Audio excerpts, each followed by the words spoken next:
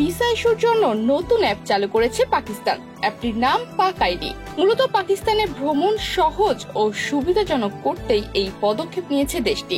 বিভিন্ন দেশের নাগরিকরা এই সুবিধা গ্রহণ করতে পারবেন। পাকিস্তানের national database and registration authority অ্যাপটি তৈরি করেছে। এর মাধ্যমে ব্যবসায়িক ও পর্যটন ভিসার জন্য আবেদন করা যাবে। পাশাপাশি রিয়েল টাইমে আবেদনের অবস্থাও ট্র্যাক করার সুযোগ থাকবে।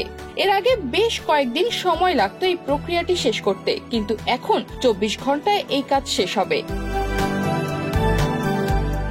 অ্যাপটিতে মুখ শনাক্তকরণ, ডকুমেন্ট স্ক্যানিং এবং ছবি আপলোড করা সহ বিভিন্ন ফিচার রয়েছে। আবেদনকারীরা কোনো অফিসে না গিয়েই প্রক্রিয়াটি সম্পন্ন করতে পারবে। এতে অল্প সময়ের মধ্যেই দেশটিতে আন্তর্জাতিক পর্যটক ও ব্যবসায়ীরা সহজেই প্রবেশাধিকার পাবে।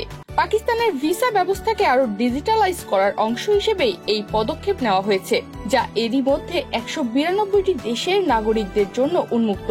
এই অ্যাপটি চালু হওয়ার পর ভ্রমণকারীরা তাদের মোবাইল ডিভাইস থেকে সরাসরি নোটিফিকেশন ও ভিসার অবস্থা সম্পর্কে জানতে পারবে। জানা গেছে, পাকিস্তান সরকার পর্যটন শিল্পকে আরো উন্নত করতে এবং আন্তর্জাতিক দর্শনার্থীদের জন্য ভিসা পাওয়ার প্রক্রিয়াটিকে সহজ করার লক্ষ্যে কাজ করছে। অ্যাপটি অ্যান্ড্রয়েড ও iOS উভয় প্ল্যাটফর্ম থেকেই ডাউনলোড করা যাবে। আগমনের পূর্বে আবেদনের জন্য এই অ্যাপটি সহায়তা দেবে, তবে অন্যান্য ক্ষেত্রে POVS ওয়েবসাইট ব্যবহার করতে হবে।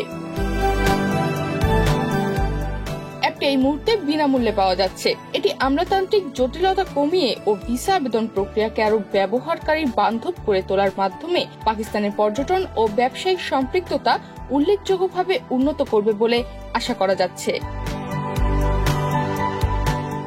তনিমা রহমান, বাংলাদেশ প্রতিদিন।